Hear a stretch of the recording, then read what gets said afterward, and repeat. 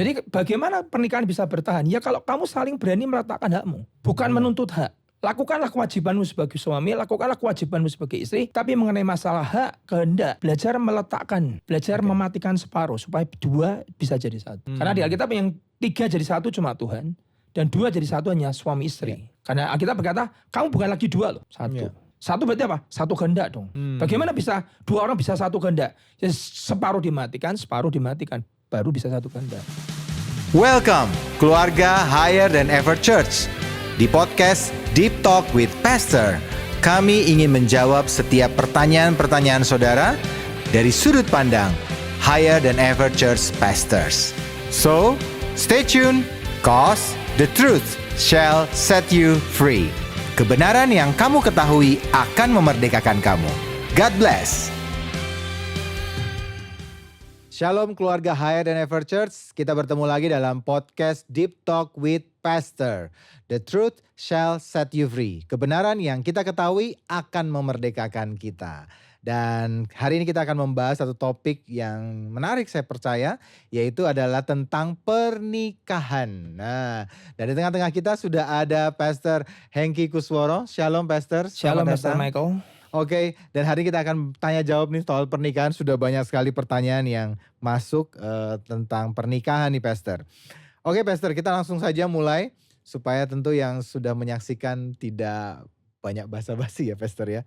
Langsung kita mulai dengan satu pertanyaan. Apa yang Tuhan inginkan dari suatu pernikahan? Gambaran awalnya itu apa sih sebenarnya yang Tuhan harapkan dari suatu pernikahan Pastor? Ya, pernikahan itu adalah idenya Tuhan. Jadi kalau Tuhan ingin tidak ada namanya pernikahan itu sesuatu ide manusia. Karena Alkitab berkata apa? Tidak baik manusia itu seorang diri. Jadi Tuhan yang melihat tidak baik kalau manusia itu seorang diri. Artinya bahwa pernikahan itu adalah idenya Tuhan. Tuhan yang mau. Tuhan ingin ada namanya sebuah kesatuan. 2 jadi 1 saling melengkapi. Bagaimana bisa orang memanaskan dirinya kalau tidak berdua. Bagaimana orang bisa saling tolong-menolong tidak berdua. Untuk saling berdampingan, memberikan saling kekuatan, menopang satu sama lain, melengkapi satu sama lain. Juga saling membawa dalam namanya sebuah destiny Tuhan, artinya gambar Tuhan itu jadi. Karena gambar Tuhan itu adalah laki-laki dan perempuan.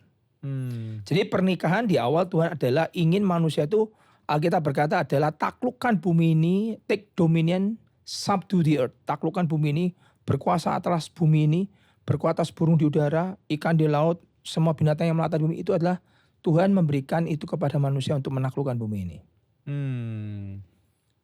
Selain itu Pastor ada lagi gak? Jadi pernikahan itu bukan hanya sebatas untuk kebahagiaan saja. Kalau kebahagiaan itu adalah choice, pilihan. Ya, orang mau menikah dengan siapapun, kalau dia tidak mau meletakkan namanya haknya separuhnya dia kepada pasangannya, ya dia tidak akan pernah mencapai kebahagiaan. Sekaya apapun, sepintar apapun, sehebat apapun, sebaik apapun, semua namanya pernikahan itu harus saling meletakkan haknya masing-masing kepada pasangannya. Baru bisa mencapai kebahagiaan. Itu salah satu tujuannya juga ke sana. Tapi pernikahan di awal adalah Tuhan menciptakan manusia, adalah manusia itu memang tidak baik seorang diri. Jadi Tuhan mau Tuhan mau manusia itu mengambil otoritas atas bumi ini. Dengan beranak cucu mungkin Pastor. Ya, itu perintah pertama kali. Perintah pertama kali beranak cucu bertambah banyak atau be fruitful and multiply. Jadi supaya juga bumi ini penuh dengan anak-anak ilahi. Karena sekarang kan ada child free ya. Banyak banget tuh child free di mana-mana lagi jadi satu gerakan lah ya. Jadi tren sekali. Jadi lagi tren orang enggak mau punya anak. Sebetulnya menurut saya kalau enggak kurang alkitabiah ya. Karena Alkitab berkata perintah pertama beranak cucu bertambah banyak, penuhi bumi ini. Jadi itu perintah Tuhan. Beranak cucu itu adalah sebuah commandment yang Tuhan berikan kepada manusia untuk menaklukkan bumi ini dan menguasai bumi ini. Misalnya gitu. Yang kedua nih Pastor. Kalau tadi apa sih yang Tuhan inginkan dari suatu pernikahan? Tapi menurut saya juga lahirnya keturunan-keturunan ilahi tadi ya Pastor ya, betul ya. Untuk menguasai dunia, apa yang Tuhan ingin punya rencana-rencana mungkin bisa digenapi juga di dalam suatu pernikahan Pastor. Ya, karena Alkitab juga berkata, heaven is belong to God. Surga itu milik Tuhan, tapi the earth is given to the children of man. Bumi itu diberikan kepada anak-anak manusia. Makanya kenapa Tuhan menciptakan manusia, salah satunya tadi be fruitful and multiply, bertambah banyak taklukkan bumi ini, penuhi bumi ini untuk menaklukkan bumi supaya tidak dalam tangan si jahat. Gitu. Iya, iya. Dan harus ingat baik-baik, Tuhan bekerja melalui manusia, setan juga bekerja melalui manusia. Oke. Jadi Tuhan ingin ada keturunan ilahi yang ada di muka bumi ini untuk menguasai bumi ini. Oke, Pastor. Nah, yang kedua nih, Pastor, ada pertanyaan nih. Ini agak bukan pertanyaan sih, tapi lebih ke minta tips nih. Pernikahan supaya tetap bertahan dengan baik, Pastor. Ya, tadi yang saya katakan tadi. Pernikahan itu seperti memasang 2 kuk ke dalam pundak atau tengkuknya seseorang. Alkitab berkata, hendaklah engkau pasangan yang seimbang. Dalam bahasa 1 Korintus adalah, hendaklah engkau jangan pasangan yang tidak seimbang atau unequal yoke. Atau kuk yang tidak seimbang. Nah, artinya apa? Bagaimana pernikahan itu bisa bertahan? Tidak ada orang sempurna. Tidak ada orang yang diciptakan langsung kemudian berkumpul satu atap, semuanya akan baik-baik saja, tidak ada pertengkaran, keluarga itu bahagia, selamanya tinggal di kastil dan tidak terjadi apa-apa, itu nggak ada. Itu dongeng. Zaman saya masih SMA atau kuliah itu adalah novel. Setelah itu bukunya selesai, the end. Mereka berbahagia selama-lamanya. Padahal itu the journey is coming, mulai jalan. Ya kan? Terus bagaimana pernikahan itu bisa bertahan? Pernikahan bisa berjalan adalah karena kita ini 2 kuk yang dipasangkan di dalam tengkuk kita masing-masing. Artinya tidak mungkin orang itu sepakat bisa berjalan kalau dia nggak sepakat sehati, kata Amos pasal 3. Artinya apa? Kalau sudah mau bicara namanya sepakat, harusnya satu akan mengalah. Kehendaknya harus diletakkan. Kan tidak mungkin kan 2 orang kehendaknya sama. Terus kan nggak mungkin. Kecuali satu, separuh 50% dalam dirimu kamu matikan, separuh 50% dalam diri suami kamu matikan. Kemudian disatukan satu, makanya 2 jadi 1. Jadi 100% itu bagaimana? Jadi 1 tuh bagaimana? Separuh dirimu dimatikan, hakmu separuh dirimu dimatikan, jadi 1. Jadi bagaimana pernikahan bisa bertahan? Ya kalau kamu saling berani meletakkan hakmu. Bukan menuntut hak. Lakukanlah kewajibanmu sebagai suami, lakukanlah kewajibanmu sebagai istri. Tapi mengenai masalah hak, kehendak, belajar meletakkan. Belajar mematikan separuh supaya 2 bisa jadi 1. Karena di Alkitab yang 3 jadi 1 cuma Tuhan. Dan 2 jadi 1 hanya suami istri. Karena Alkitab berkata, kamu bukan lagi 2 loh. 1. 1 berarti apa? 1 kehendak dong. Bagaimana bisa 2 orang bisa 1 kehendak? Ya, separuh dimatikan, baru bisa 1 kehendak. Kalau dulu saya waktu di konseling ada satu istilah sebenarnya itu lebih mendarat, ngomongnya begini. Yang waras tuh ngalah. Tahu artinya? Kalau lagi berkelahi, yang waras tuh ngalah. Kamu yang lagi mikirnya masih jernih, tidak emosi, udah ngalah tuh bukan kalah. Meletakkan hak. Supaya pernikahan bisa tetap bertahan. Gak ada pernikahan, gak ada pertengkaran, gak mungkin. Langit gak selamanya biru. Ya kan? Iya. Jadi meletakkan hak. Kuk itu bisa berjalan, sapi itu bisa berjalan kalau apa? Satunya harus meletakkan hak. Dua-duanya. Satu sama lain. Semakin kau memakai ayat firman Tuhan, semakin orang itu tidak akan berubah. Istri tunduk sama suamimu. Sering-sering pakai itu Pastor. Itu mata mengamuk menurut saya. Malah tambah suami kasih istrimu seperti kamu harus mengasihi jemaatnya dan rela memberikan nyawanya. Tambah marah. Makanya bukan nuntut tapi meletakkan hak.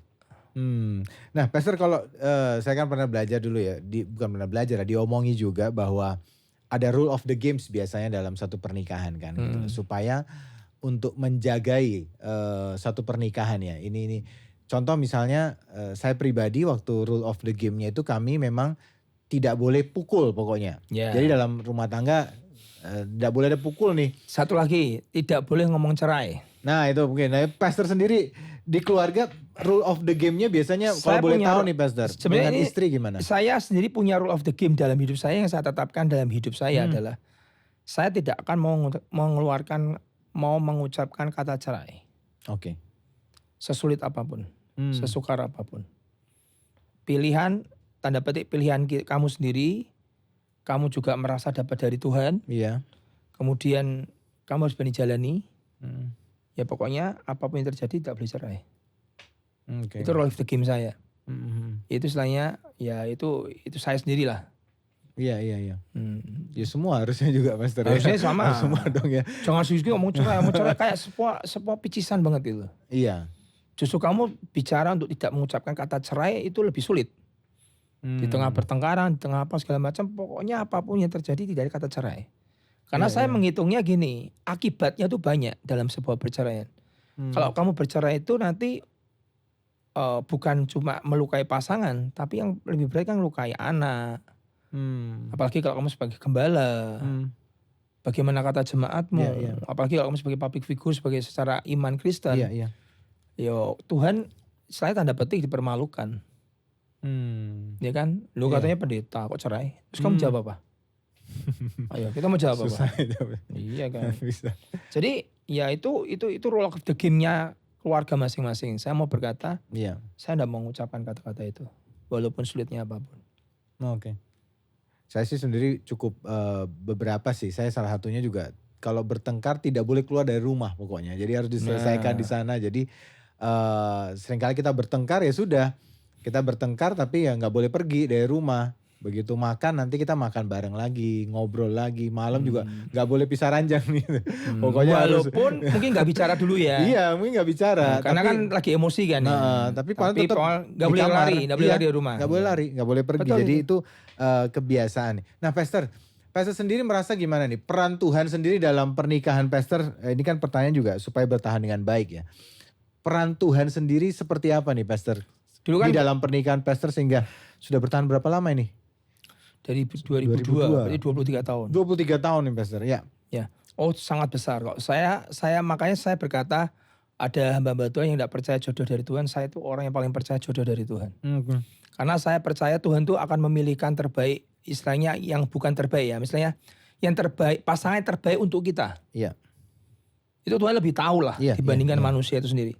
Jadi dalam peristiwa dalam perjalanan pernikahan saya, seringkali pertengkaran terjadi, seringkali gesekan terjadi, besi menajamkan besi, ucapan perkataan kasar dan segala macam, kadang sudah tidak tahan lagi, bertengkar, pinginnya pergi dari rumah, pinginnya diem, pinginnya marah, pinginnya apa segala macam.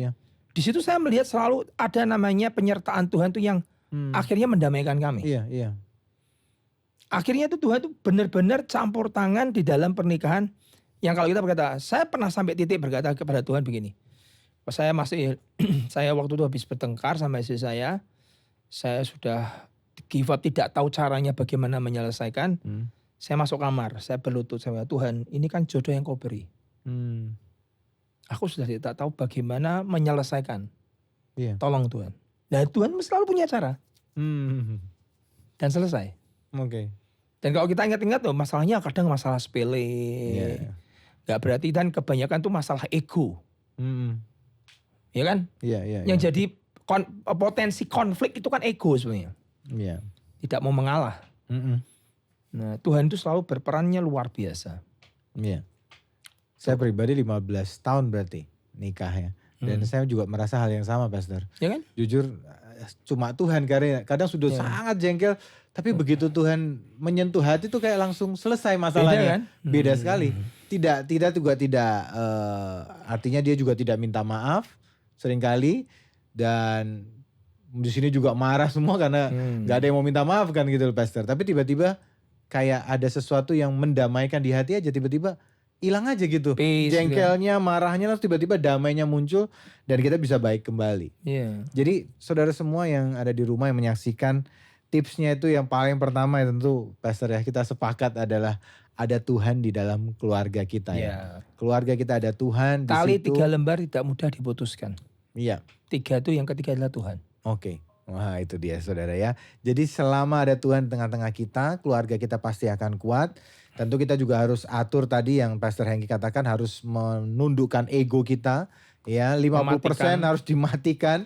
Pasangan juga harus mematikan. Cuma kan ini kadang ada yang mematikan, ada yang gak mau nih Pastor, kan repot nih. Yang satu sudah mematikan 100%, yang satu 100%-nya hidup terus nih. Enggak, 50%. Hidup terus enggak apa? Yang satunya mati 100%, istrinya, suaminya 100%-nya hidup semua. Itu harus dibayar. Itu menderita juga itu kan nanti Pastor. Nah itu mungkin ada pertanyaan-pertanyaan nanti, ada salah satunya itu ya saudara ya. Dan tentu ada rule of the game biasa dalam rumah tangga. Nah saudara tentu bisa tentukan sendiri, bicarakan apa rule of the game-nya dalam pernikahan saudara. Salah satunya mungkin soal keuangan nih. Pastor, istri tahu semua ya soal keuangan di keluarga ya? Tahu lah. Apa pengeluaran untuk apa dan segala macam. Kemudian memang saya setiap kami masing-masing handle uang masing-masing. Dan kita nggak masalah. Ada hal yang memang suami harus bayar, misalnya uang sekolah apa segala macam, ya kita udah tahu rule of the game-nya lah. Jadi nggak problem. Iya. Nah setiap saudara harus punya itu ya, rule of the game dalam kehidupan keluarga saudara. Nah kemudian ketiga nih Pastor, ada pertanyaan ini mungkin yang orang yang mau menikah nih, sudah mau menikah nih. Ada pertanyaan begini, apa yang perlu saya ketahui dari pasangan sebelum saya menikah nih Pastor? Apa yang perlu saya ketahui dulu nih? Sebelum saya yakin akan menikah dengan dia, apa yang saya perlu ketahui nih? Kita tidak mungkin menikah seperti kucing dalam karung. Iya. Tiba-tiba gigit. Makanya ada konseling mungkin kita ya. Ada konseling. Nah makanya di tempat kami itu ada konseling 7 bulan. Itu sebetulnya bukan untuk mempersulit orang menikah. Karena kami tahu bagaimana kami melewati pernikahan. Pernikahan itu tidak seperti orang pacaran. Kalau kamu saling ngambek, saling berkelahi, pulang ke rumah masing-masing. Tidak berjumpa, tidak ketemu, nggak masalah. Di dalam pernikahan kan tidak bisa seperti itu. Ya kan? Nah, makanya kami ada konseling 7 bulan. Nah, di konseling 7 bulan itu adalah menemukan potensi konflik di antara kita berdua. Nah, apa yang harus kamu ketahui? Makanya di dalam tempat pernikahan konseling pernikah kami itu ada yang namanya tes kejujuran. Jadi tanya dari awal, kamu pengen punya anak enggak? Langsung ada yang pengen punya anak langsung 5, ada yang enggak mau punya anak. Itu kan harus dibicarakan. Ya kan? Iya. Kamu kan enggak bisa kemudian pokoknya kita mata merem, pokoknya kita menikah enggak urusan, enggak bisa. Dalam konsep pernikahan ditanya, kenapa kamu pengen anak 2, kenapa enggak punya anak child free? Kita bicara. Jadi dalam masuk pernikahan enggak kaget, makanya perlu diketahui enggak perlu. Kemudian yang kedua misalnya masalah keuangan. Ini yang handle siapa nih? Misalnya gitu. Ternyata istrinya pemboros. Kalau tak berikan ke sisa semua, belum ada 1 minggu udah habis semua. Ya nggak bisa. Itu jadi potensi konflik yang akan berbahaya. 3, satunya nggak mau bayar perpuluhan. Ini bayar perpuluhan. Masalah nggak? Masalah. Satunya berkata ngapain lu ngasih makan? Ngapain lu ngasih makan gereja? Satunya berkata ini adalah bentuk takut akan Tuhan. Tahu nggak? Harus tahu. Bicara.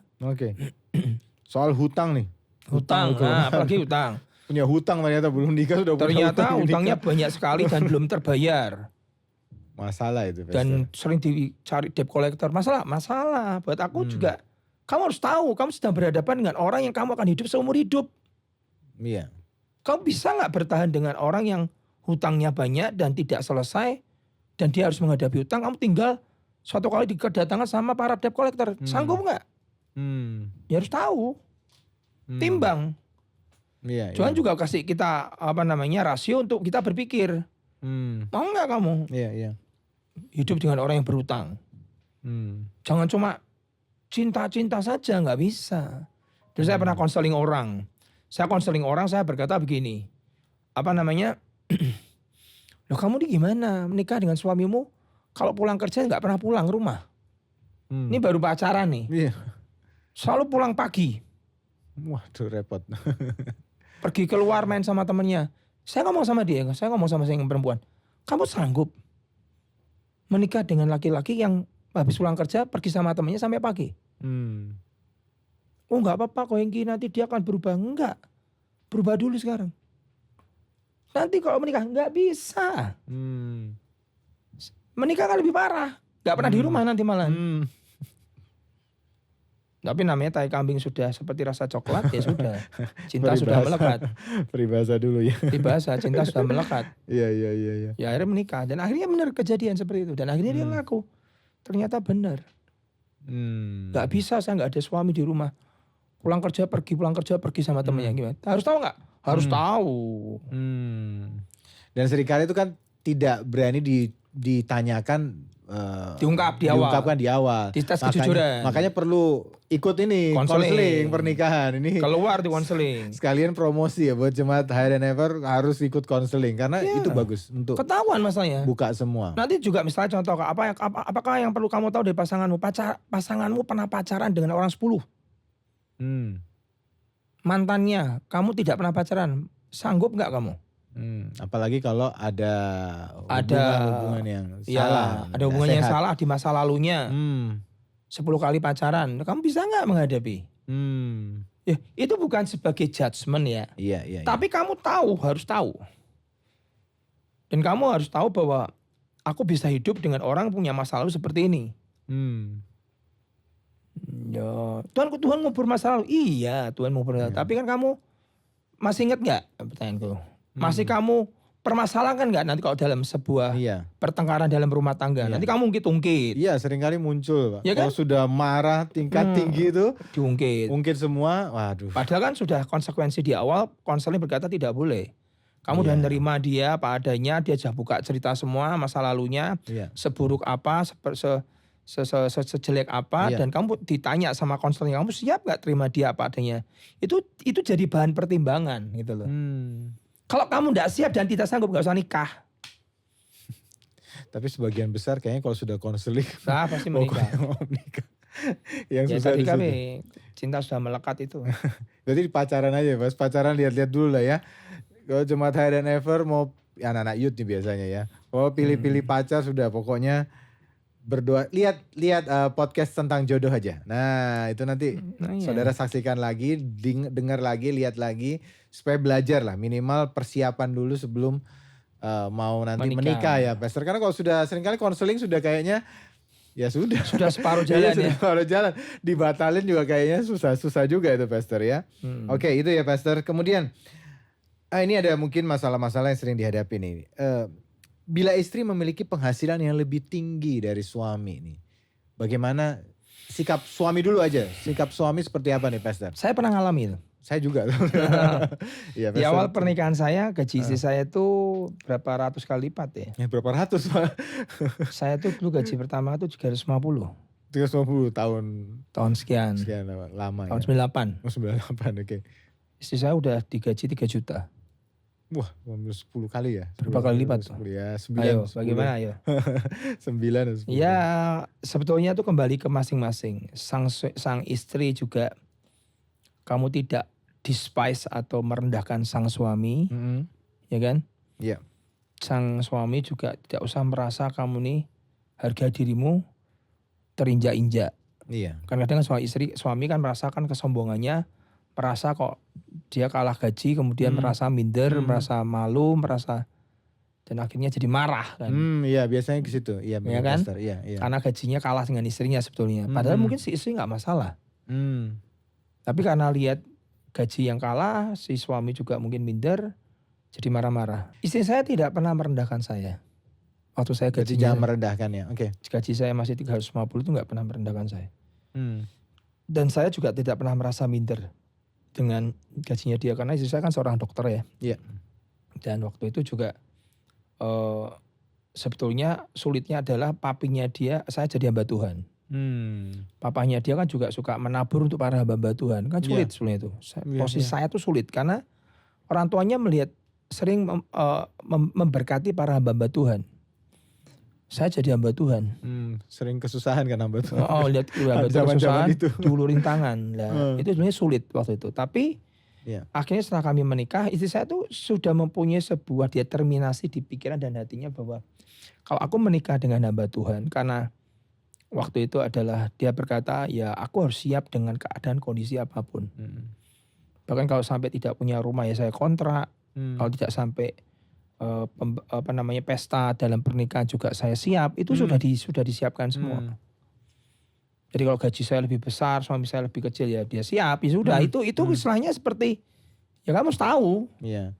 Karena dulu pas jodoh mungkin saya dengarkan Bu Lisha, istri dari Pak Pastor Hengki itu sudah dapat juga dari Tuhan kan sampai pernyataan-pernyataan itu, sehingga beliau sudah tahu konsekuensinya karena dia mau ikut Tuhan, ada konsekuensi juga ya. Dia konsekuensinya menikah dengan istri hamba Tuhan. Dengan hamba Tuhan. Ya, menikah dengan menjadi istri hamba Tuhan. Menjadi istri hamba Tuhan. Dia sudah menghitung konsekuensinya. Jadi harga yang akan dihadapi di depan, tidak punya rumah, dia harus kontrak dulu. Mulai awal pernikahan ministry dengan sangat sulit, itu sudah konsekuensi yang dia siap terima. Makanya dia nggak marah. Dia udah prepare. Iya. Nah, seringkali kan banyak keluarga-keluarga juga itu bermasalah ya Pastor ya. Rusak juga gara-gara ya itu tadi ada pertengkaran-pertengkaran istri yang merasa itu tadi lebih superior akhirnya menentukan segala sesuatu. Karena dia merasa bahwa gajinya lebih besar. Gaji lebih tinggi. Nah itu sekarang menjadi masalah gini. Misalnya ini kan dibalik nih. Kalau posisi saya kan, istri saya kan tidak merendahkan saya. Jadi saya masih aman kan. Sekarang dibalik. Bagaimana kalau posisinya adalah istrinya merendahkan dan gaji lebih besar? Pastor Mike ada jawaban nggak? Saya dulu waktu nikah juga sama sih Pastor. Jadi karena saya juga ya sama sih pelayan Tuhan. Dia juga pelayan Tuhan juga istri saya. Cuman istri saya itu punya kerjaan tambahan gitu loh Pastor.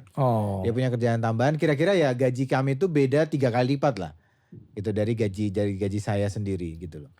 Cuman saya juga sama sih, kita juga saling menghormati. Ya kan? Jadi karena dia sibuk untuk mengerjakan kerjaan tambahannya, maka saya ngurus anak. Jadi saya ngurus anak sambil saya pelayanan kerja. Gaji istri lebih besar? Lebih besar. Jadi karena kan lebih banyak pekerjaan tambahan. Di malam hari, di sore hari dia harus kerja jualan gitu loh. Jualan itu ngurus apa gitu. Nah jadi saya ngurus anak. Jadi setelah pulang kerja, nanti saya pulang langsung jemput anak, saya ngurus, ngajak main, ngajak tersinggung apa. Tersinggung gak ngurus anak? Saya gak tersinggung Pastor, karena menurut saya anak itu juga penting kan. Ya, masalahnya banyak orang laki begitu dia suruh ngurus anak tersinggung. Padahal si istri kan juga merasa bahwa aku udah kerja, anak tolong diurus. Sebenarnya kan itu sesuatu timbal balik lah. Sama aja kan ya. Iya, kita suami yang kerja misalnya istri yang jaga anak juga. Saya rasa itu tidak bisa merendahkan istri karena menjaga anak juga sesuatu hal yang penting. Sesuatu hal yang figur papa itu penting buat anak. Iya, kita gak bisa ganti juga kan gitu loh. Jadi begitu saya menjalankan ya sudah. Saya menjalankan proses itu jalan sekian tahun dan saya rasa semua oke, semua baik sih Pastor. Kami tidak ada masalah. Cuma kadang kan mungkin ada keluarga-keluarga di luar kalian mungkin kadang nggak ngerti ya Pastor ya. Begitu dia punya gaji lebih besar. Nah jadi kalau saya anjurkan buat wanita-wanita yang gajinya lebih besar, jangan merendahkan. Pokoknya gini lagi para wanita. Kadang istri itu kebutuhan suami itu bukan dicintai. Itu bukan kebutuhan pokok. Bukan kebutuhan needs. Need tertingginya laki-laki itu bukan dicintai. Tapi dihargai. Kebutuhan need-nya wanita tertinggi adalah dikasihi, dicintai. Dibalik. Iya. Perempuan lebih baik kamu cintai, lebih baik dicintai daripada dihargai. Karena needs tertingginya wanita adalah dikasihi. Iya. Tapi kalau needs-nya laki-laki, begitu, aku gak cinta sama gak masalah lah. Tapi kamu bisa menghargai dia gak? Begitu penghargaan itu tidak muncul dalam hidupmu kepada sang suami, malah kamu merendahkan. Jadi itu potensi konflik. Dimulai dari itu ya. Karena harga dirinya lagi kena. Oke. Itu. Saudara yang mungkin seorang istri dan punya gaji lebih tinggi, jangan menganggap remeh, menganggap rendah ya pada suami. Harus tetap penghormatan tetap harus diberikan saudara. Tapi juga suami-suami juga harus berusaha juga ya Pastor ya. Tetap harus berusaha mengerjakan bagiannya. Saya juga gak setuju kalau suami-suami tiba-tiba gak kerja, nganggur di rumah terus bertumpu kepada istrinya. Padahal suaminya sehat misalnya. Kalau suaminya sakit ya lain cerita ya. Misalnya suaminya stroke gak bisa berbuat apa-apa setelah bekerja itu gak masalah. Tapi ini suami masih sehat, masih kemudian akhirnya bergantung pada suami. Jangan dong. Alkitab berkata kan kutukan kepada tanah itu kepada Adam. Dengan susah payah kamu mencari rezekimu itu kan kutukannya ke Adam, bukan ke istri. Jadi yang harusnya kerja itu harusnya sang suami, itu adalah tanggung jawabmu. Walaupun kita tidak melarang istri untuk bekerja. Apalagi wanita modern zaman sekarang ya. Zaman sekarang. Nggak mungkin jadi ibu rumah tangga tulen kecuali gadis desa mungkin. Mungkin. Tapi kalau sampai sudah jadi ibu rumah tangga tulen itu nggak berdosa juga. Tapi jarang banget. Wanita sekarang lebih suka berkarir, nggak suka di rumah, lagi suka di di luar. Nah itu nggak masalah. Tapi yang penting adalah tugas tanggung jawab suami adalah tanggung jawabmu adalah mencukupi kebutuhan rumah tanggamu. Walaupun kita tidak berkata kaya raya enggak, tapi pokoknya Usaha. perjuanganmu Iya, tuh, perjuangannya itu dilihat itu ya. dinilai sama istrimu, Oke. dilihat sama anak-anakmu. Nah kalau begini, ada pertanyaan lanjutannya adalah kalau suaminya tidak bekerja gimana nih? Posisinya harus Ya, ngapain nih sebagai istri saya nih? sebagai gembala menganjurkan kalau suami tidak bekerja, carilah pekerjaan. Apapun. Sekecil apapun gajinya. Supaya harga dirimu tidak hancur di depan mata istrimu. Dan di depan para anak-anakmu. Iya. Anak akan melihat kalau papanya di rumah, tidak pernah bekerja, apalagi cuma kerjaannya ngomel, marah istrinya. Itu jelek banget. Figur ayah itu rusak di depan anak-anak. Jadi bekerjalah. Walaupun gaji sedikit, walaupun penghasilan sedikit, bekerjalah. Itu lebih baik begitu kita sebagai anjuran sebagai gembala. Iya. Nah kalau istri menghadapi suami seperti itu ya dikasih nasihat yang halus, yang menghargai, jangan pakai kata-kata yang kasar supaya dia termotivasi. Kadang istri juga begini, misalnya suami udah kerja keras nih. Ini yang terjadi kejadian kenyataan hidup ya. Suami udah kerja keras nih, penghasilannya lebih sedikit dari istri. Tiba-tiba bawa uangnya ke istri ngomongnya gini, "Lah cuma segini, apa cukup?" Nah, itu mematahkan sang suami untuk bekerja lagi. Mematahkan semangat. Yes. Iya. Padahal dia sudah berjuang mati-matian, dia sudah lakukan yang terbaik buat keluarganya, tapi nggak ada penghargaan. Langsung tuh seringkali membuat sang suami berkata, "Sudah, bisa kerja, kamu yang kerja." Jadi kan balas. "Udah kamu yang kerja." Dibalas dengan cara apa? Nganggur, dia nggak mau kerja. Karena tidak dihargai. Iya. Daripada saudara ngomong begitu, lebih baik saudara berkata, "Pak, terima kasih ya. Walaupun nggak cukup, nggak masalah buat kita nih, Papa sudah berjuang yang terbaik. Kami ini appreciate." Oh, itu membuat suamimu akan kerja keras gila-gilaan. Karena apa? Dia diberikan namanya sebuah komplimen. Oke. Iya. Orang tuh ya Pak, Pastor Michael ya, tidak bisa dengan 4. Apa itu Pak? Dikasih, Oke. dicintai atau dikasih. Iya. 2, dihargai. Itu orang nggak tahan. Kayak orang Jawa bilang diwongke. Iya. 3, dia merasa feel secure, aman. Rasa aman. Aku nih rasa aman gak di tempat ini. Yang keempat adalah kontribusiku apa? Aku nih bisa punya kontribusi apa? Itu orang 4 gak tahan. Oke. Iya. Dicintai, dihargai. Itu nomor 1, nomor 2. Kontribusiku apa? Dan feel secure. Itu akan orang merasa nyaman di situ. Berarti itu dalam satu keluarga harus selalu ada dalam pernikahan itu. 4 itu ya. 4 ini. Pastor, supaya. Jadi kalau sang suami tiba-tiba kenapa nggak nganggur? Pasti ada satu momen membuat dia kenapa dia berhenti bekerja. Ya nggak dihargai. Iya. Padahal dia ingin berkontribusi sebetulnya. Begitu kita, "Pak, terima kasih ya kau sudah berjuang luar biasa. Walaupun gaji nggak cukup nih." Iya. Oh, langsung sang suami akan mutar otak, bagaimana ini keluargaku nggak cukup. Dia tahu nggak cukup. Dia akan cari cara. Dia akan kerja. Akan termotivasi untuk cari tambahan. Bisa masih ingat ya tuh, apel di pinggan apa? Lebih baik perkataan yang baik seperti apel di pinggan emas atau apa? Iya, pinggan perak. Iya. Jadi ada pujian ya, penghargaan diberikan. Jadi termasuk 4 ini berarti harus ada dalam keluarga tuh Pak. Jadi supaya keluarga jadi satu keluarga yang kuat ya.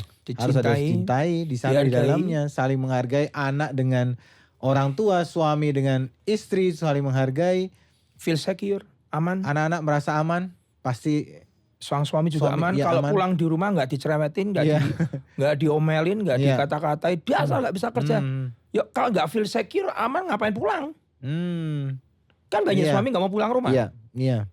Nggak feel secure di rumah. Iya. Makanya akhirnya membuat dia hangout, pergi keluar. Dia kata-kata nggak bisa kerja, tambah nggak mau kerja lagi malah. Nah kita harus introspeksi itu. Iya. Nah, dan yang keempat tadi adalah kontribusinya apa? Orang tuh pingin ada kontribusi. Oke, Pastor. Nah ini pertanyaan berikutnya nih. Bagaimana mengatasi konflik dalam rumah tangga?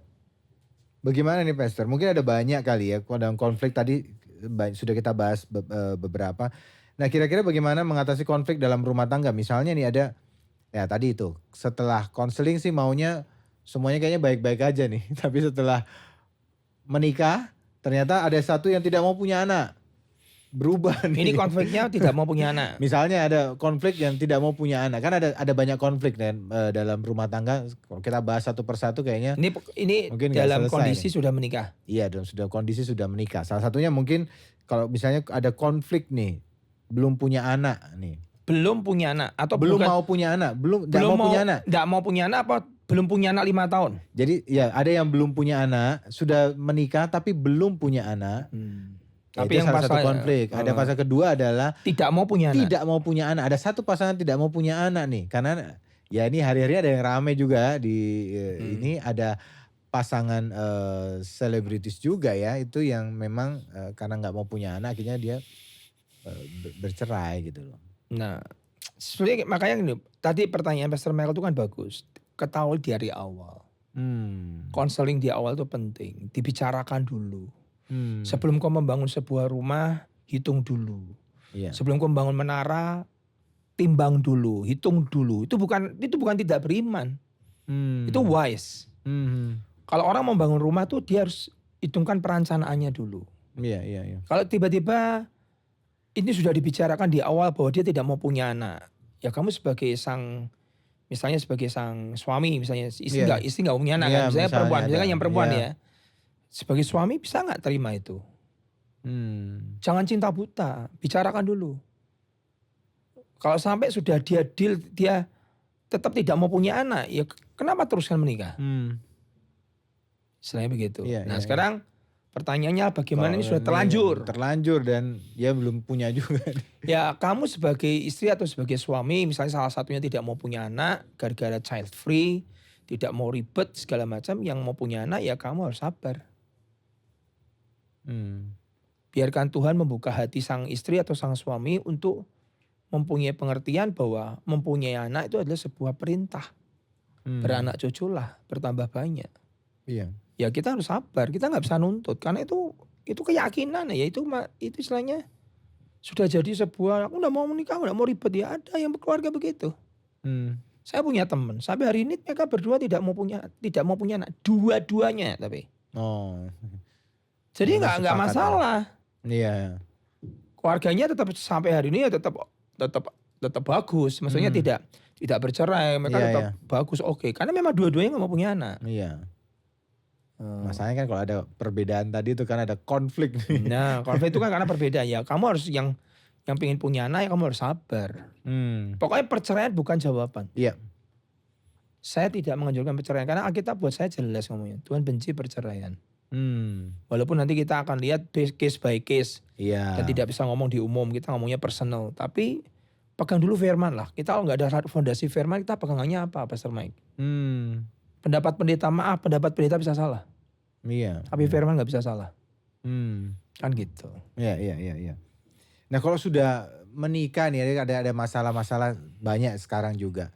Sudah menikah tapi memang dua-duanya mau punya anak tapi belum punya anak nih. Ada seringkali kan ada konflik Dulu, nah juga. Ini tak kasih sebuah kesaksian. Oke. Ada pasangan muda menikah, pengen punya anak, sudah diperjuangkan segala macam cara sampai bayi tabung, sampai pergi kemana, doakan hamba Tuhan, keliling pendeta, kemudian bayi tabung, dan kemudian apapun udah dikerjakan, pergi ke dokter, terus cari waktu yang tepat dan segala macam udah kerjakan, dan selama hampir 5-6 tahun tidak pernah punya anak. Kalau menurut saya berdoa, tanya Tuhan, memangkah kau izinkan aku nih kami berdua tidak punya anak?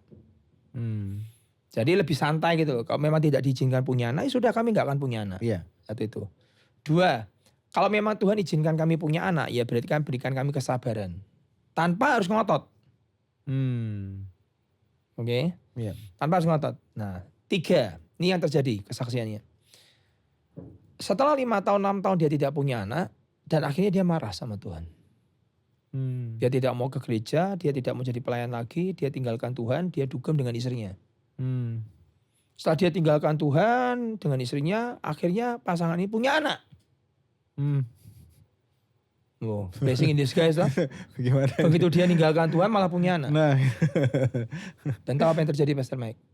Keluarga ini bercerai. Gitu. Jadi kadang Tuhan itu menahan kamu tidak menjawab doamu karena di depan udah ngerti. Iya, iya, Akhirnya iya. bercerai. Begitu bayi itu lahir bercerai. Iya, iya, iya. Padahal anak mereka. Iya, aneh ya jadinya. Kan aneh kan? Iya.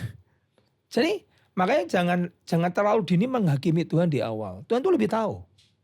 Kenapa kamu gak dikasih anak? Dia lebih tahu. Iya, iya. Kamu gak tahu peperangan yang kamu hadapi. Kamu gak tahu musuh yang kamu hadapi. Kamu gak tahu ke depan menghadapi apa kalau kamu punya anak. Jadi jangan terlalu marah dulu dengan Tuhan. Karena dia kan sutradara yang udah tahu awal dan endingnya. Oke. Bercerai. Saya Iya. shock Pastor Mike. Itu kan yang dinanti mereka toh. Iya, iya, iya. Begitu punya anak bercerai. Apakah itu kehendak Tuhan bercerai? Kasihan anaknya dong. Iya, iya. Dan anak mereka lagi bukan anak orang lain. Karena tidak di dalam Tuhan tadi, Pak. Ya Kan tahu, salah satu makanya. Tuhan yang pegang si pernikahan selalu. Makanya kita tuh nggak pernah tahu kenapa kok sampai ini Tuhan tidak mengizinkan kalian tidak punya anak. Karena kamu nggak tahu di depan seperti apa. Iya. Tuh. Oke, Pastor. Nah, ini pertanyaan lagi nih. Pasangan saya lebih sayang dan hormat dan mengurusi ayah ibunya lebih dari mengurusi keluarganya sendiri. Nah, bagaimana nih saya bersikap nih? Bisa suami nih, mungkin bisa istri. Nah, ini sekarang kita ngomong dulu dari sisi pastor dulu aja. Kalau saya, sejak kamu menikah, keluarga nomor satu itu adalah istri dan anakmu. Oke, suami ya. Suami dan istri lah, pokoknya di antara dua-duanya lah. Iya. Pokoknya yang utama itu adalah istri dan anakmu dulu. Karena kamu tuh kan Alkitab berkata laki-laki meninggalkan ayah dan ibunya. Artinya memang ditinggalkan. Lah, nanti kecenderungannya memang biasa begitu. Biasanya perempuan lebih dekat ke keluarganya. Ya, yang perempuan itu lebih dekat ke keluarganya dibandingkan yang laki. Nah, kalau itu sudah terjadi ya sudah nggak apa-apa. Tapi tidak boleh menggantikan kepentingan prioritas nomor satu adalah keluargamu dulu. Begitu kamu menikah ya keluargamu dulu. Baru nanti keluarga papa mamahmu itu adalah istilah secondary yang kedua. Iya. Yang penting kan kamu tidak suruh ngutuki orang tuamu. Yang penting kan kamu sering menghormati orang tuamu. Yang penting kan kamu masih jadi anak hormat ke orang tua. Si bantuan dan segala macam. Bahkan nanti ada kasih bantuan pun harus dibicarakan. Orang jumlahnya harus atas sepengetahuan ya pasangan kita ya. Dulu ada satu kesaksian bagusnya Mbak Tuan cerita.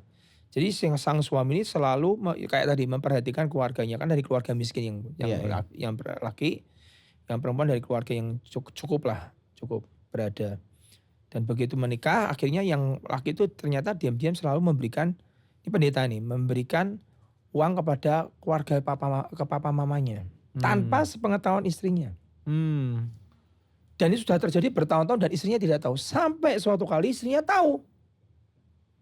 Marahlah istri.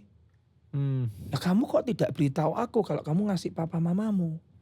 Sang suami jawab, aku takut kalau aku bicara ke kamu nanti kamu nggak boleh. Nah ini ya kalau orang makanya nih pernikahan tuh butuh namanya orang dewasa. Ini kalau dewasa enak cara jawabnya. Tahu apa yang dilakukan Pastor Mike? Si istri. Oke. Kamu boleh memberikan kepada orang tuamu. Tapi harus melalui aku. Si istri. Aku yang memberikan ke tangan sang papi mami mertuaku. Iya. Karena selama ini cap papi mami mertuanya kepada yang perempuan, oh dasar pelit. Menantuku perempuan tuh pelit.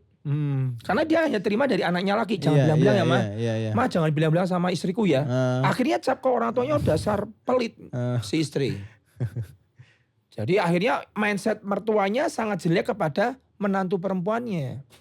Nah, tapi karena ini anak orang yang dewasa dalam Tuhan, si istri tidak menanggapi dengan sebuah kemarahan. Dia berkata, boleh, tapi melalui aku. Wah, sing suami berkata, oke lah, aku tidak lagi ada kebohongan, aku akan bicara ke kamu, aku berikan kamu. Diberikan Pastor Mike, tapi luar biasa akhirnya. Akhirnya kemudian diberikan kepada sang istri dan istri memberikan kepada ibu mertuanya. Dari tangan sang istri tadi transfer ke tangan ibu mertuanya atau papa mertuanya. Lama-lama mereka kaget, oh menantuku ternyata baik juga ya. Sampai suatu kali apa yang terjadi? Sang papa mamanya ini ngomong sama anaknya lagi, wah menantuku tuh ternyata murah hati loh. Luar biasa loh papa mama ini tetap ditransfer uang sama dia. Memangnya papa mama transfer, kamu tahu enggak? ternyata mantuku tuh memberi lebih banyak dari kamu. Wah, luar biasa. Langsung mindsetnya berubah. Nah, berubah ya. Iya. Sejak itu gak ada kata pelit lagi. Nah itu pentingnya keterbukaan ya Pastor ya. Dalam kehidupan pernikahan kayaknya itu keterbukaan Iya kan? jadi sesuatu hal yang Kan jadi bagus. sangat penting.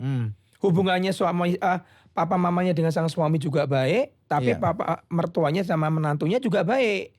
Nggak punya stigma atau mempunyai persepsi yang salah. Iya. Ternyata menantuku tuh lebih murah hati sama kamu loh. Dia memberi, misalnya kamu cuma kasih 2 juta, dia kasihnya 3 juta. Dewasa. Kita tuh harus dewasa. Secara pernikahan tuh butuh orang dewasa. Udah itu aja deh. Oke. Mau langgeng, mau stay, mau bertahan lama, mau apa, dewasa. Dua-duanya harus dewasa. Bukan kanak-kanak. Oke. Tinggalkan sifat kanak-kanak kata Alkitab. Yang childish, yang mentingkan diri sendiri. Kalau nggak di nangis, kalau nggak diberi nangis, kalau nggak diperhatikan nangis, kan anak-anak kecil itu sifat anak. Iya. Makanya Alkitab kata tinggalkan sifat kekanak-kanakan.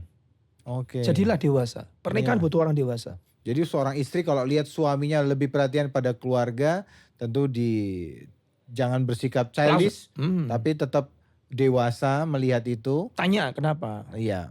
Tapi juga buat suami juga tentu harus ingat mementingkan istri dan anak. Iya, istri dan keluarga paling penting dulu, keluarga, istri dan anak ya, suami atau istrinya ya.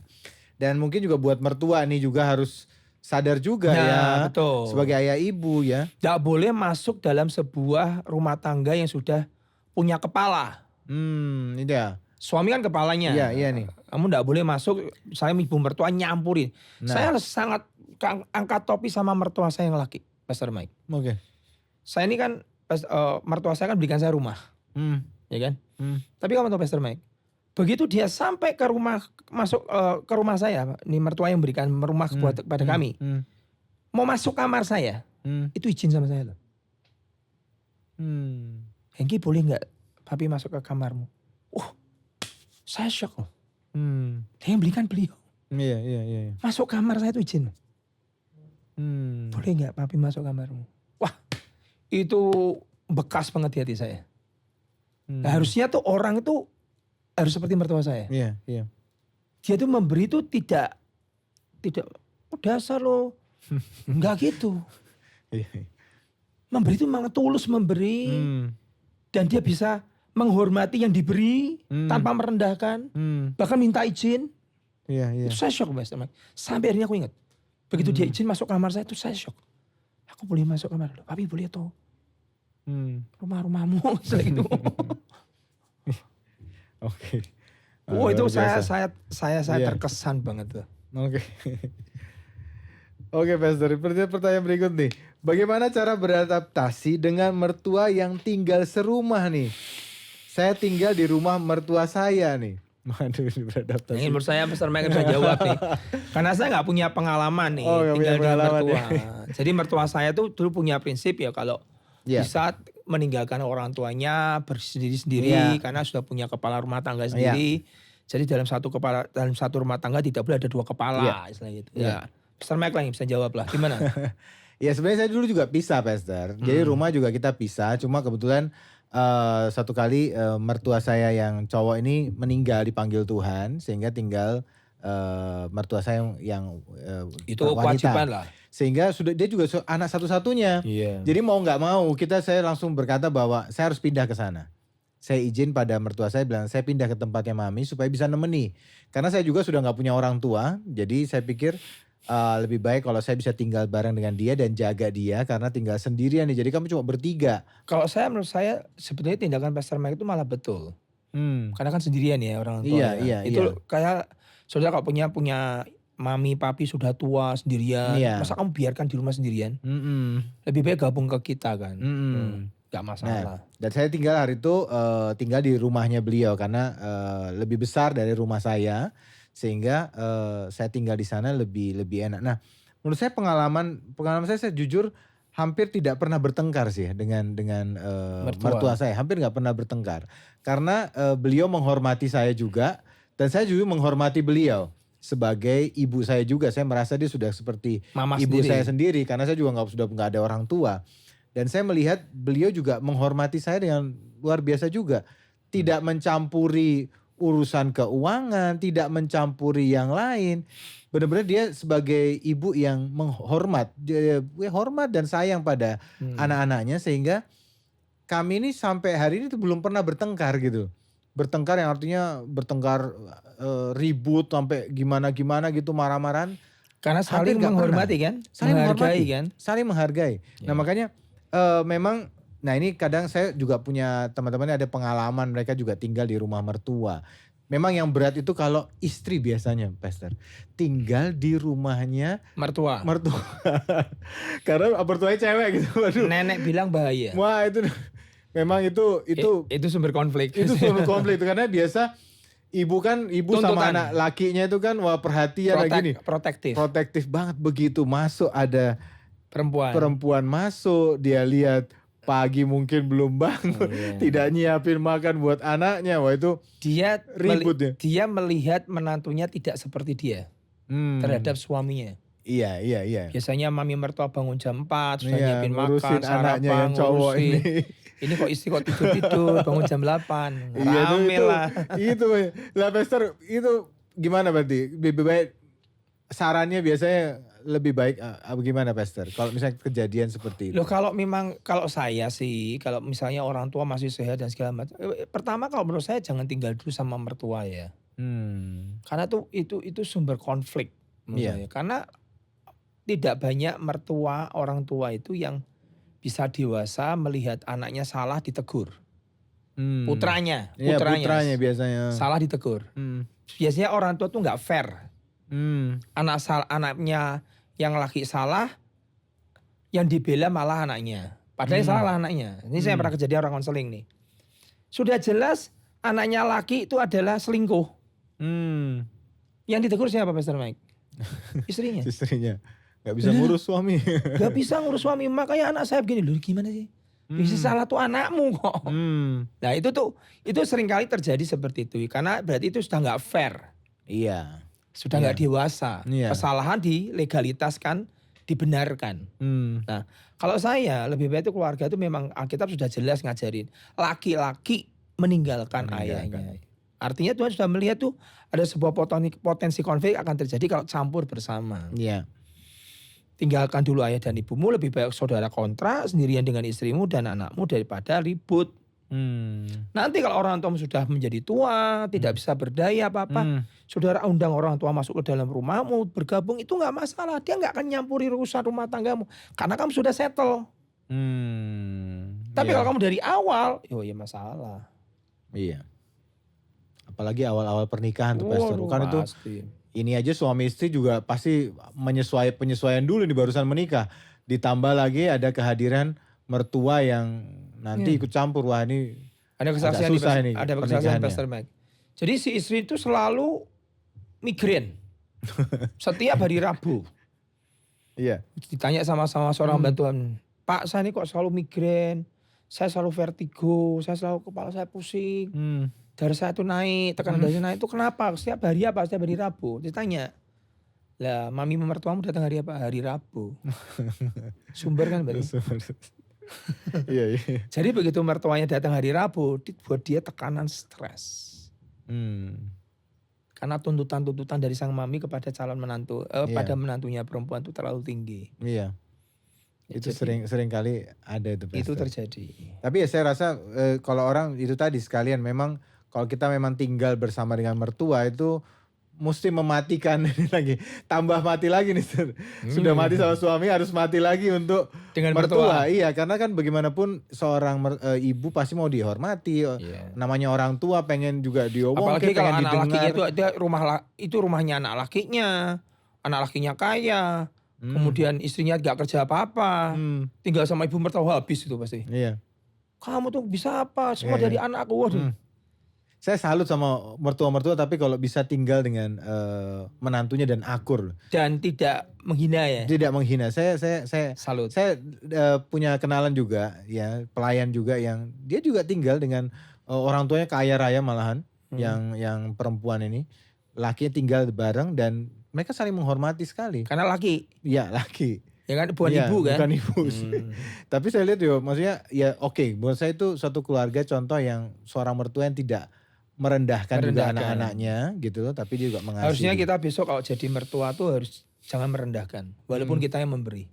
Wah, saya terkesan sekali dengan bapak mertua saya. Nah, nanti Pastor Hengki ntar lagi mungkin. Masih lama. Punya anak laki ini mau tinggal sama siapa? Cuma satu dia nih, satu nih. Dia tak suruh harus keluar dari rumah. Oh, keluar harus ya. Seperti Alkitab ya. Iya. Nah, Pastor, kita tinggal 2 lagi pertanyaan sebelum kita selesai nih. Bagaimana menjaga hubungan saat LDR nih, Pastor? Menurut Pastor Hengki, lebih baik LDR apa enggak sih sebenarnya? Karena ini mungkin dia kerja di luar, dan apakah dia harus meninggalkan pekerjaannya kalau dia misalnya LDR nih? Yang ditinggalkan pekerjaan yang mana? Karena dia pekerjaannya kan harus menyuruh dia untuk keluar. Artinya kerja di luar dan harus relasinya harus dari jarak jauh dengan istrinya. Oh, kan ini tentu ini berbahaya konteks kan? istri. Iya dong, iya. Oh, konteks istri, tak pikir konteks pacaran. Kalau saya sih sebisa mungkin kalau engkau ini sudah menikah, ya jangan berpisah ya. Nah. Alkitab kan juga ngomong. Makanya ini, Pastor Mike, kenapa saya kembali ke firman? Karena firman itu buat saya jadi pegangan. Bukan kata pendeta. Yeah. Saya nggak setuju kata pendeta, karena kata pendeta bisa salah. Itu kan based on experience kata pendeta. Tapi kalau firman itu kan ucapan Tuhan. Kita ngomong apa? Jangan engkau berpisah kecuali untuk maksud doa. Baca Rasulullah itu. Iya. Untuk sebuah maksud, karena kamu ingin berdoa. Kamu ingin mengasingkan diri, kamu boleh berpisah. Supaya engkau tidak hangus oleh hawa nafsu. Permasalahannya itu cuma di situ. Hangus oleh hawa nafsu. Iya. Kalau bukan karena sebuah tujuan, maksud kamu berdoa dan mencari Tuhan, dianjurkan oleh Rasul Paulus untuk tidak berpisah. Artinya, ya coba tolong dipertimbangkan kalau kamu kerja di luar kota, di luar negeri, sampai mencapai meninggalkan sebulan, 2 bulan, 3 bulan, 4 bulan. Menurut saya akan tidak sehat. Iya. Karena firman yang ngomong, saya ngomong based on firman loh. Iya. Tidak boleh kamu berpisah kecuali kamu untuk masuk doa. Apalagi untuk kerja. Lebih baik keluargamu kamu boyong aja ke sana. Iya. Atau enggak ya suamimu lebih baik cari kerja lain. Itu lebih baik ya. Enggak baik, bisa berpisah tuh enggak baik. Enggak ada yang kebal dari dosa. Pendeta aja enggak kebal dari dosa. Iya, Pak. Ya. Oke. Berikutnya Pak Pastor Hengki, ini ada pertanyaan. Apakah kalau berdebat, ya dan suruh berdebat, ribut, terus kita pakai silent treatment, jadi diem pokoknya. Nah, itu boleh karena itu boleh atau bagaimana? Karena kalau dilanjutkan bakal bertengkar lagi nih. Misalnya dalam suami istri, bisa juga mungkin teman kerja kali ya. Jadi pokoknya diem-diem aja lah, males ngomongnya daripada bertengkar. Saya ini baru belajar dari perkataan seorang hamba Tuhan yang ngutip anak saya. Dia begini, sebenarnya perdebatan itu tidak perlu. Oke. Terus dia ucapkan satu perkataan bagus. Semakin orang ini dewasa itu sebenarnya orang itu semakin tidak akan mempertahankan pendapatnya. Lebih baik dia diam. Sebenarnya itu selesai kalau dia diam itu selesai masalahnya. Iya. Permasalahan dalam sebuah konflik keluarga adalah semua itu mempertahankan pendapatnya. Tapi orang di dalam Tuhan semakin dewasa. Kalau sebenarnya suatu kali perdebatan masalah doktrin atau masalah apa itu. Iya. Seringkali kan orang mempertahankan pendapatnya masing-masing dengan saling menaikkan suara dan segala macam. Sebenarnya nggak dewasa. Semakin kau dewasa kau akan diam. Dan kau akan mendengarkan. Oke. Jadi silent treatment tuh boleh. Ngapain kamu harus ribut sesuatu yang tanda petik nggak prinsip? Buat apa? Iya. Cuma kan kadang orang berpikir gini Pastor, kalau diam-diam diempet ada istilahnya gitu kan. Tiba-tiba meledak gitu. Kecuali gini. Kalau orang semakin dewasa tuh kan dia bisa menguasai dirinya. Beda dengan orang yang lagi ribut, akhirnya diem-dieman. Nggak mau ngomong. Sehari pokoknya nggak mau ngomong. Padahal kita berkata tidak boleh sampai matahari terbenam. Iya. Ini bukan silent treatment loh, ini saling mendiamkan nih. Saling ngambek nih, diam pada sama diam, nggak mau bicara. Alkitab berkata jangan sampai kau marah sampai matahari terbenam.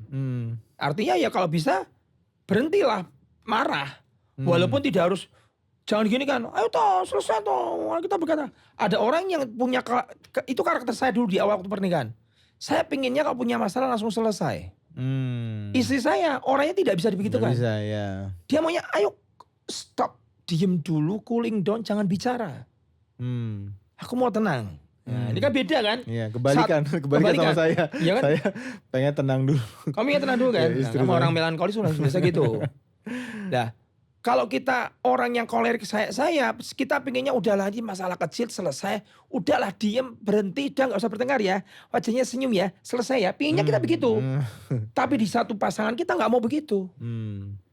Maunya kamu tuh jangan cerewet, diem. Udah diem aja. Nanti kan selesai, habis itu minta maaf. Iya. Menjawab nggak, Pastor Mike menurut saya? Iya. Menjawab kan? Iya. Jadi kita harus ngerti pasangan kita masing-masing. Nah artinya Alkitab mengajarkan jangan sampai matahari terbenam itu artinya apa? Jangan sampai berlarut-larut. Iya. Sampai ada pasangan tidak ngomong sampai sebulan, seminggu, 2 minggu tidak pernah bicara. Ya salah. Jadi bukan silent treatment. Bukan jadinya. silent treatment itu artinya ngambek sama ngambek, baper-baperan itu. Nggak begitu. Alkitab ngomong jelas kok. Jangan sampai matahari terbenam. Artinya jangan berlarut-larut. Untuk kamu diam itu bukan berarti kamu tuh ngambek. Diam tuh karena kamu punya penguasaan diri. Oke dah, diam. Dia yang merasa, karena orang tidak mau pendapatnya dikatakan salah. Iya. Dia lebih baik menerima pendapatnya dengan rela hati walaupun ya beda. Ya sudah gak apa-apa. Tapi dia gak marah. Iya. Beda. Oke. Sekali lagi terakhir Pastor, ini penutup kita dengan satu pertanyaan. Bagaimana hidup dengan suami istri yang berbeda keyakinan nih Pastor? Jadi dulu mungkin gak ikut konseling dan juga mungkin juga belum dalam Tuhan. Belum di dalam Tuhan, dan hari ini sekarang suami istri sudah berbeda keyakinan. Satu percaya kepada Tuhan Yesus, satunya belum. Nah ini gimana Pastor? Firman Tuhan tuh ngomong begini. Kalau suamimu yang tidak beriman itu dikuduskan oleh istrinya. Iya. Ya. Dan istri yang tidak beriman itu dikuduskan oleh suaminya. Ya. Andai kata tidak demikian, sekaya anakmu adalah anak cemar. Tapi sekarang mereka adalah anak-anak yang kudus. Jadi di sini dianjurkan di 1 Korintus pasal 7 adalah jangan bercerai. Oke. Ini Paulus berkata kepada orang lain, aku bukan Tuhan, katakan kalau ada seorang saudara beristrikan seorang yang tidak beriman dan perempuan itu mau hidup bersama-sama dengan dia, janganlah saudara menceraikan dia. Karena dikuduskan oleh pasangannya yang beriman. Dikuduskan tuh maksudnya apa sih Pastor? Kalau kita lebih dalam lagi. Ya istilahnya kayak di cover ya. Di cover. Oke. Jadi misalnya istrinya anak Tuhan, suaminya tidak, ya kamu jangan bercerai. Kamu misalnya dikuduskan artinya kan 2 jadi 1 ya. Artinya ya kamu sudah menutupin semua kesalahan dosanya sebagai imam. Imam itu kan perantara antara Tuhan dan orang. Berarti kamu adalah istri perantara antara Tuhan dengan suamimu. Ya Tuhan lihatnya kamu, bukan lihat istrimu. Lihat suamimu. Iya. Artinya kamu menguduskan suamimu. Iya. Apakah itu berarti diselamatkan suami ini? Ya didoakan bisa selamat. Tetap hukumnya adalah nanti kembalinya kepada pribadi. Tetap harus mengakui seperti Alkitab katakan harus mengakui terima Yesus sebagai Tuhan Juru Selamat. Tapi kan karena sang istri sebagai imam dan sebagai pendoa, doanya naik di hadapan Tuhan, kan pasti Tuhan akan berikan kesempatan buat suaminya untuk bertobat. Kesempatan lebih besar terbuka. Karena Alkitab kan terus berkata didoakan. aku berdiri di muka pintu dan ngetuk. Yang diketuk itu hati manusia. Setiap orang itu diketuk. Beda dengan orang yang memberikan doanya terus kepada suaminya. Ya lama-lama menurut saya hati suaminya akan lama-lama akan hancur ya. Kan dulu akan bertobat dengan gampang karena doa-doa istrinya. Berarti ini tugas yang penting buat istri atau suami yang punya suami atau istri yang berbeda keyakinan untuk terus berdoa ya Pastor. Satu terus berdoa. Dua apa? Jadi saksi Kristus. Karena orang tidak beriman itu lebih bisa bertobat karena melihat kelakuanmu. Dibandingkan perkataanmu. Iya. Perkataanmu boleh rohaninya luar biasa. Kamu boleh pelayanan tiap hari. Tapi kalau secara di rumah kamu tidak memberikan contoh suratan Kristus dalam hidupmu. Sebagai Kristus yang hidup dalam hidupmu, ya mereka gak akan pernah terima Tuhan. Alah kamu Kristen aja kayak begini. Ya kan? Jadi saksi itu adalah, dan Roh Kudus akan turun kamu dan kamu akan jadi saksi. Saksi itu adalah kamu adalah living Christ. Kristus yang hidup buat mereka. Oke Pastor. Cukup hari ini. Wah luar biasa. Ternyata 1 jam kita ngobrol. Panjang sekali. Pastor Hengki bisa doakan buat pernikahan-pernikahan yang ada di Jemaat Higher Than Ever Church. Supaya pernikahan-pernikahan juga tetap kuat hari-hari ini di tengah-tengah seringkali banyak sekali angka perceraian yang terjadi Pokoknya di harus mengingatkan dunia ini. setiap kita terus mengingatkan nobody immune. Tidak ada satu orang pun kebal. Ya, jadi kita tetap jaga, kita rawat seperti kita taman bunga itu harus dirawat. Tidak bisa kamu biarkan rumput liar terus bertumbuh tanpa pernah kamu rawat, kamu cabutin. Jadi keluarga sama. Seperti keluarga seperti tukang taman yang merawat taman bunganya. Iya. Sama, keluarga juga sama. Okay. Harus diusahakan, dirawat, dijaga, harus ada komunikasi, harus spend time. Harus kalau anaknya minta mau pergi, kadang pergilah berdua dengan anakmu, anak perempuanmu. Itu tugas. Nggak bisa kamu abaikan dengan berdoa, nggak bisa. Kamu harus punya seperti tukang taman merawat ya. Ada yang perlu dicabut, ada yang perlu ditegur, ada yang perlu ditanam, tanamkan sesuatu dalam hidup anakmu. Pergi berdua dengan istrimu, itu harus, nggak bisa. Iya Pastor. Oke Pastor, bisa berdoa buat jemaat. Yuk kita berdoa sama-sama. Bapak di surga, Hamba berdoa untuk setiap jemaat atau setiap pemirsa yang mendengarkan podcast hari ini Tuhan. Kami berdoa karena pernikahan adalah idenya Tuhan. Kau sendiri yang berkata kepada Adam yang konten. Adam itu padahal sudah penuh jiwanya, sudah puas dengan Tuhan. Tapi Tuhan berkata tidak baik manusia itu seorang diri. Artinya Tuhan berkata bahwa Tuhan menciptakan sebuah keluarga, Tuhan yang menginisiatif sebuah keluarga, artinya Tuhan yang memulai, tapi juga Tuhan yang akan mengakhiri keluarga ini dengan penuh sakinah, penuh kemuliaan. Hamba berdoa untuk masing-masing keluarga hari ini yang diwakili dari pemirsa yang mendengarkan, mereka mengadangkan tangan mereka di hadapan-Mu Tuhan, mereka yang dalam masalah, dalam problem, dalam keluarga. Hamba berdoa karena keluarga adalah inisiatif Tuhan. Mari Tuhan turut ambil bagian dalam keluarga mereka. Campur tangan, selesaikan masalah keluarga mereka seperti perkawinan di Kana. Selama ada Yesus semuanya akan beres, semuanya akan bisa diselesaikan dengan baik. Hamba berdoa untuk masing-masing keluarga, Tuhan berkati mereka biar Tuhan selalu ada dalam bahtera rumah tangga mereka. Dan di situ Tuhan akan pegang kendali nahkoda dalam hidup setiap rumah tangga yang ada. Terima kasih Tuhan, karena pernikahan adalah idenya Tuhan, pasti kami akan mencapai kepada garis akhir dengan kuat. Di dalam nama Yesus kami berdoa, kami percaya. Amin. Terima kasih Pastor Hengki buat waktunya bersama dengan keluarga Higher Than Ever Church.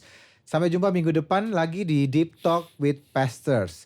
Ada hal yang penting minggu depan kita akan bahas satu topik lagi, yaitu topik tentang keluarga yang di dalam Tuhan atau keluarga bahagia. Kita akan lanjutkan topik ini nanti di podcast minggu depan. Tuhan Yesus memberkati. God bless. Sampai jumpa minggu depan.